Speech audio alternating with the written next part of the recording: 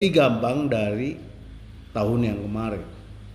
Pastinya akan lebih berat karena semua orang terus berjuang bertahan untuk hidup. Semua dari orang akan terus meningkatkan kapasitasnya mereka untuk bisa hidup. Nah, oleh karena itu kita harus tahu bahwa apa sih yang mau kita lakukan dalam kehidupan kita. Apa sih yang kita persiapkan di tahun 2022? Apa kira-kira perencanaan yang sudah kita bangun? Ataukah kita tetap dengan yang penting gua makan, yang penting gua minum, gua tidur, itu udah cukup. Firman Tuhan pada pagi hari ini saya beri judul dalam kekacauan.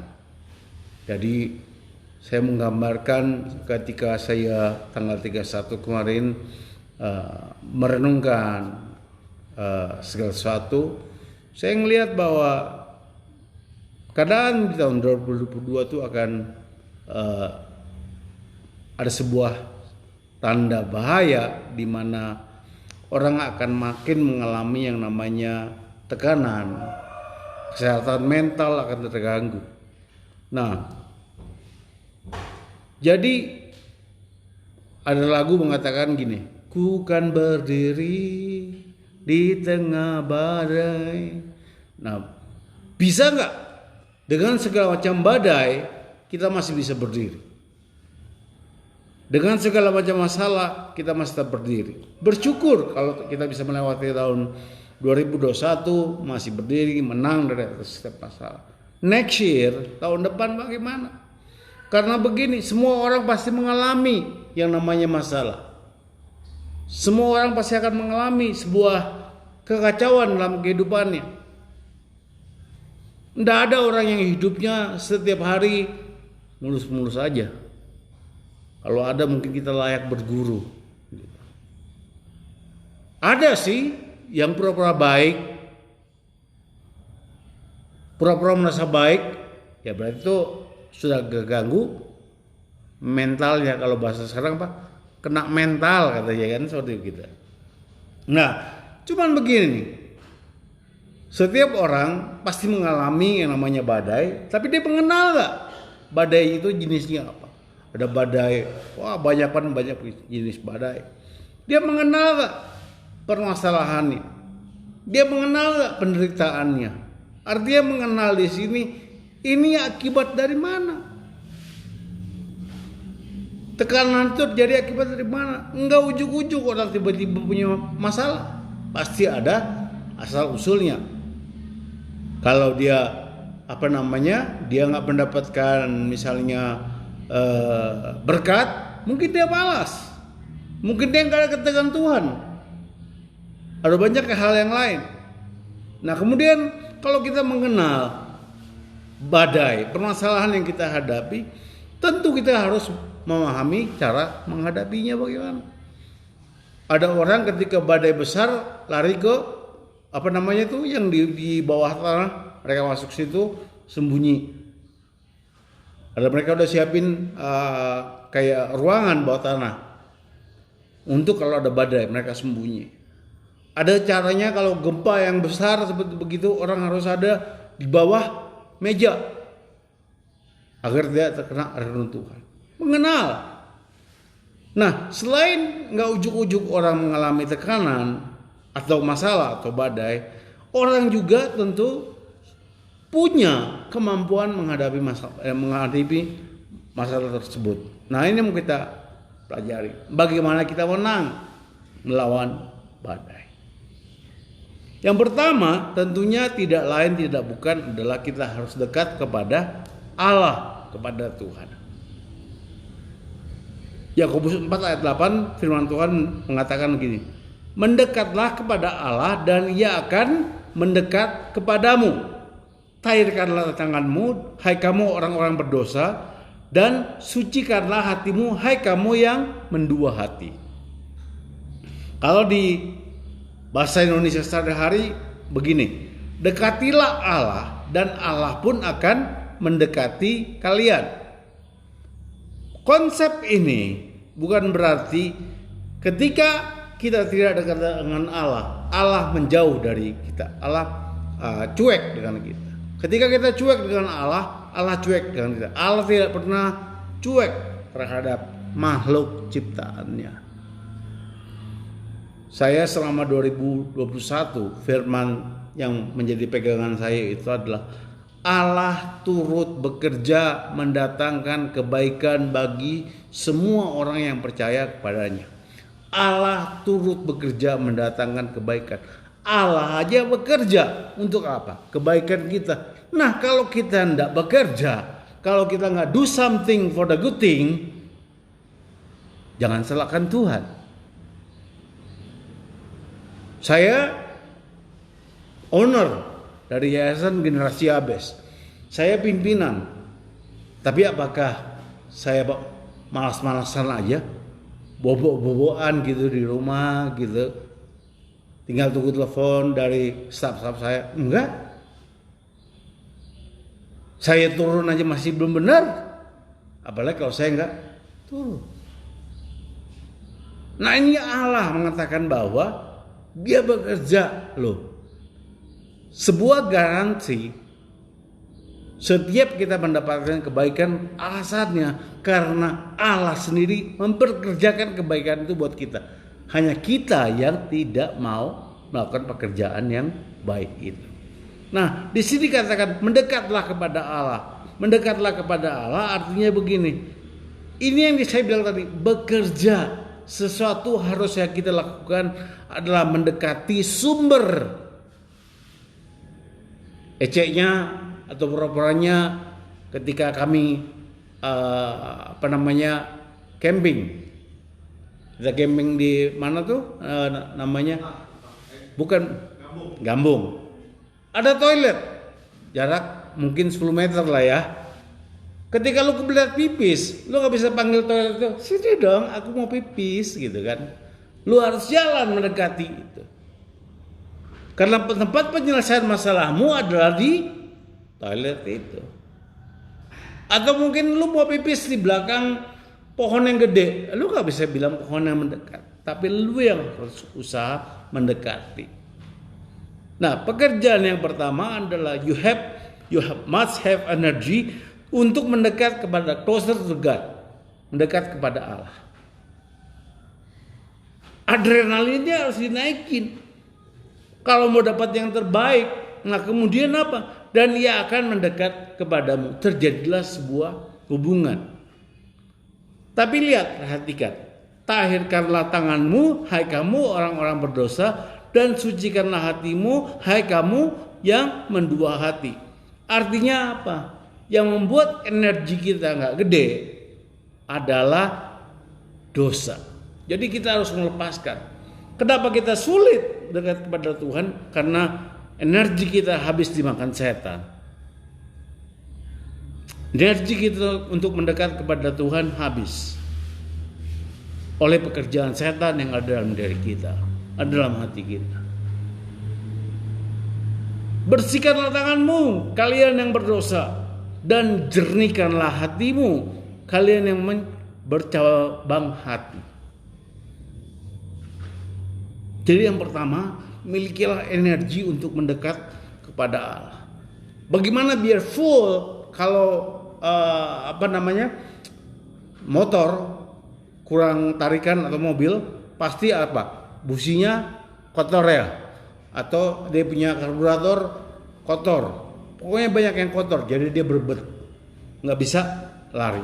Harus diculap, harus dibersihkan. Nah yang kedua, untuk menang dari segala permasalahan, untuk menjalani 2022 dengan baik, ada pertanyaan, pada siapa engkau melekat? Rasa aman saat ini ada di mana?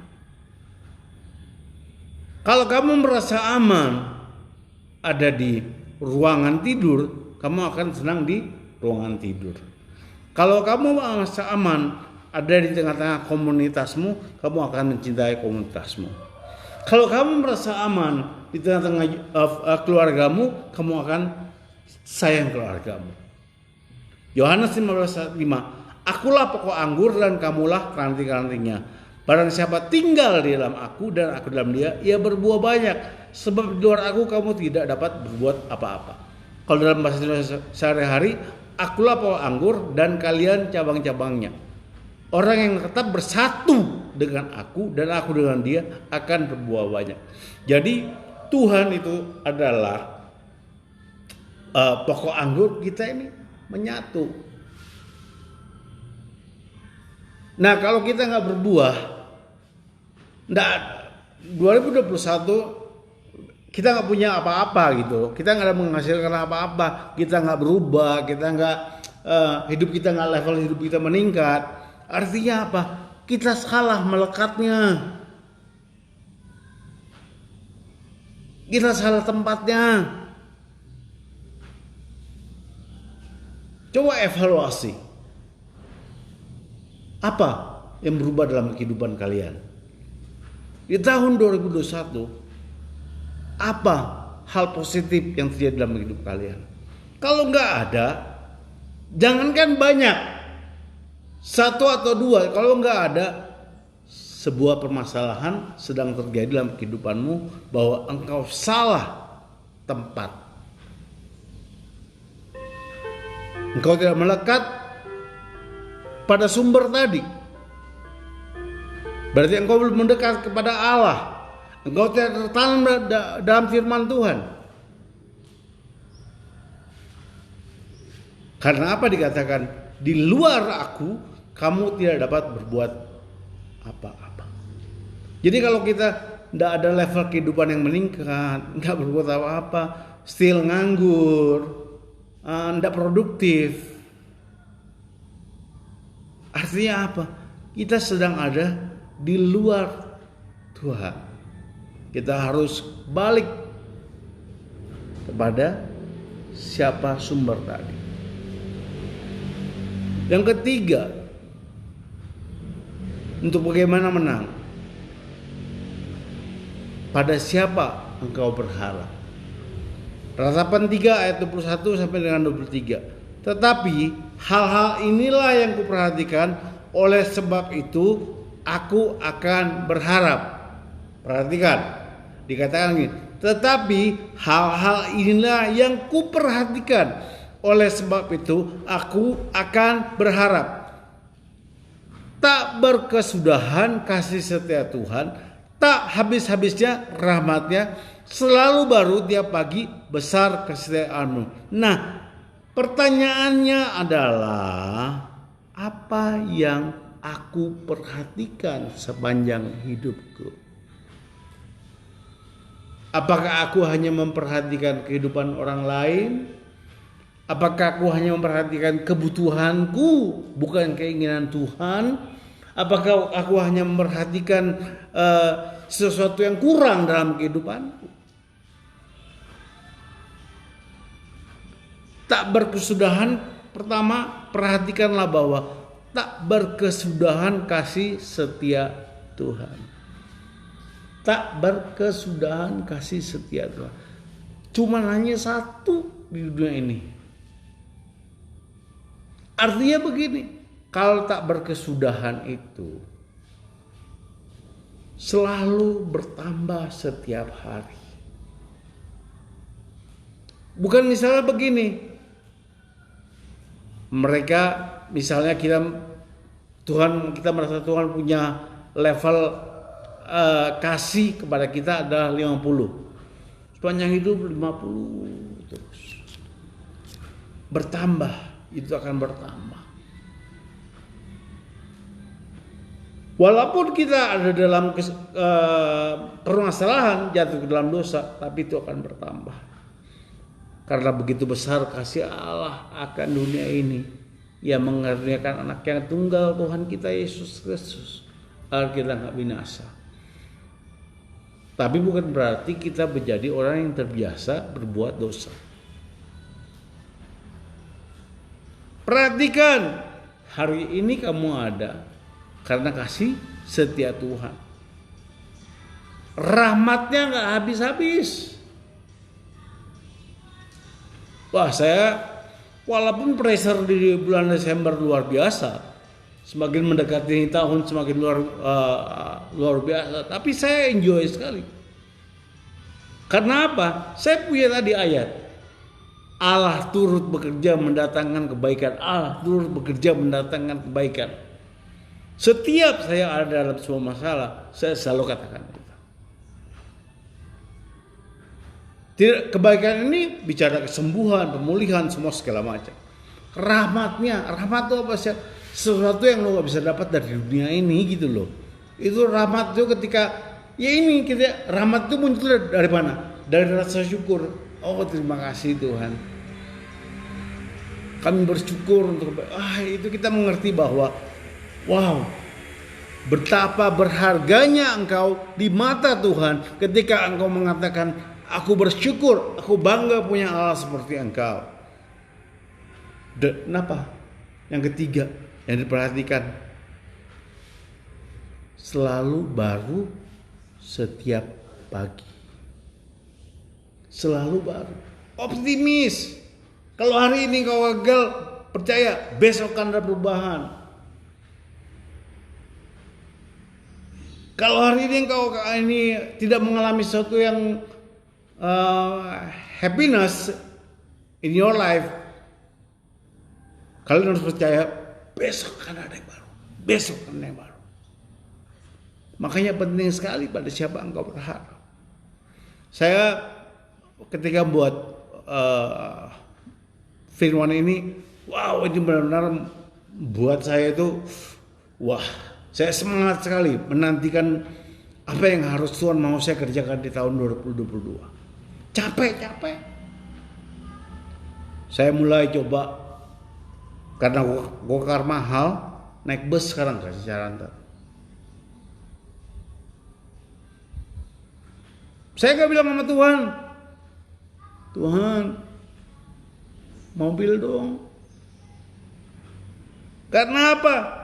Yang sedang saya harapkan dari Tuhan bukan kendaraan, tapi biar bisa layanan kita berjalan dengan baik, menjadi berkat bagi banyak orang. Sering harapan kita gagal karena kita salah berharapnya. Daging yang kita harapkan. Sering kita berharap, tapi Tuhan gak menjawab. Karena apa? Harapan kita sebelumnya yang Tuhan sudah jawab, kita gak katakan thanks God. Kita gak mengapresiasi Tuhan dalam kehidupan kita.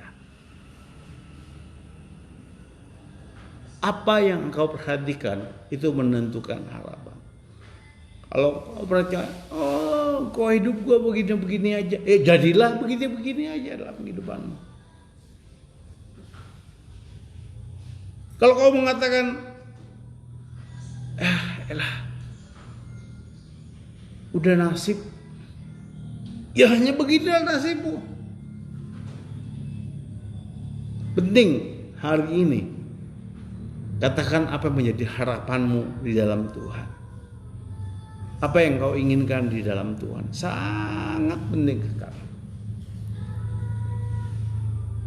Yang keempat, kalau kau ingin menang dalam kehidupanmu, jangan jauhkan dirimu dari ibadah. Ibrani 10 ayat 24. Dan marilah kita memperhatikan supaya kita saling mendorong dalam kasih dan dalam pekerjaan baik. Mendorong dalam kasih. Bukan mengkritisi. Bukan mematikan.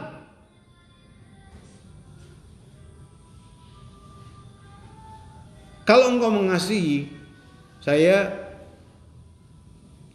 percaya semua nih, staf saya semua termasuk itu sayang sama saya. Jadi kadang kalau mereka mengkritisi saya, itu saya nggak pernah sakit hati. Karena apa? Saya juga sayang sama mereka. Saya nggak bilang siapa sih kamu. Tapi kalau orang yang tidak memiliki kasih, dia akan merusak komunitas. Janganlah kita menjauhkan diri dari pertemuan-pertemuan ibadah kita. seperti dibiasakan oleh beberapa orang, tetapi mari kita saling menasihati. Nah, jadi gini, di sini nih saya coba pelajari ya, dikatakan gini, janganlah kita menjauhkan diri dari pertemuan-pertemuan ibadah kita seperti dibiasakan oleh beberapa orang, tetapi mari kita saling oh ternyata ibadah itu enggak melulu berbicara tentang kebaktian, tapi hidup saling menasihati, saling mengasihi, kemudian apa? Giat melakukan hal-hal yang baik, itu ibadah. Makanya dibilang kamu jangan pergi dari situ gitu. Kecuali komunitasnya tidak ada, komunitasnya saling memaki, saling ini ya, itu wajar. Tapi kalau ada komunitas baik, kalau di bahasa Indonesia sehari-hari itu gini, dan hendaklah kita saling memperhatikan supaya kita dapat saling berdorongan untuk mengasihi sama dan melakukan hal yang baik. Nah, jadi kalau ada orang, misalnya si A, dia nggak mau dinasihatin, nah itu berarti dia sudah meninggalkan ibadah itu. Saya belajar tadi ketika saya bikin PowerPoint ini, wow, iya ya, ibadah itu nggak melulu bicara tentang praise and worship begini, tapi lakukan hal-hal yang baik bersama, saling mendorong, hendaklah kita tetap berkumpul bersama-sama dan jangan lalai seperti orang lain. Kita justru harus lebih setia saling menguatkan, sebab kita tahu bahwa tidak lama lagi Tuhan akan datang. Yang kelima, yang terakhir, taat dan sabar dalam menantikan mujizat Tuhan. Kalau mau menang, taat dan sabar dalam menantikan mujizat Tuhan. Yesaya 40:31, tetapi orang-orang yang menantikan Tuhan mendapatkan kekuatan baru. Mereka semua raja wali yang naik terbang dengan kekuatan sayapnya. Mereka berlari dan tidak menjadi lesu. Mereka berjalan dan tidak menjadi lelah. Apa yang terjadi ketika apa yang kau inginkan, apa yang kau harapkan itu tidak muncul? Pasti capek. Pasti merasa lelah. Tapi karena tadi, yang pertama, engkau dekat dengan Allah. Engkau melekat kepadanya. Ada energi yang bagus yang engkau punya. Engkau berharap kepada Tuhan. Dan engkau ada di dalam komunitas yang sehat, yang selalu mendorong. Ayo dong, semangat cuy, semangat bro. Itu yang membuat apa? Walaupun berlambat-lambat, mujizat Tuhan itu pasti terjadi. Mengandalkan Tuhan, mengalami mujizat. Mengandalkan Tuhan, mengalami mujizat. Mengandalkan diri sendiri, mengalami kutuk. Simpel. Salah satu contoh orang yang mengandalkan diri sendiri apa? Selalu bilang begini, omongannya, oh gue bisa kok, oh gue bisa kok, oh gue tahu kok.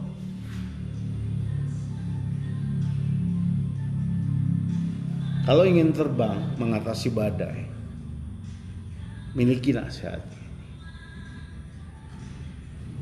Cari Tuhan, run, berlari kepada Tuhan. Kenapa dikatakan bahwa mereka berlari tidak menjadi lesu, mereka berjalan karena mereka tahu harapan itu pasti dalam Tuhan. Mereka tahu bahwa energi yang dikeluarkan itu tidak akan menjadi sia-sia. Kalaupun gagal, Tuhan sudah siapkan penggantinya. Tuhan izinin. Lo pakai cara lo. Jadi yang pertama, kalau mau menang, mendekatlah pada Allah. Backingannya Allah, Bapa di sorga. Melekatlah kepada Tuhan.